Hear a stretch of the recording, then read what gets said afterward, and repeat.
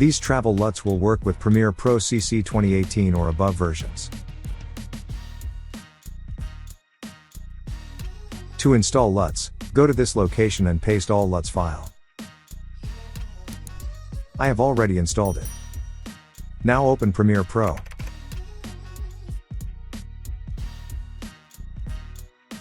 Now open Lumetri tab.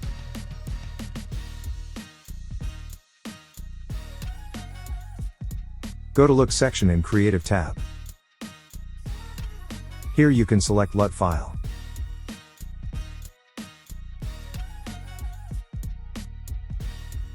Here you can see the difference. That's it. Thanks for watching.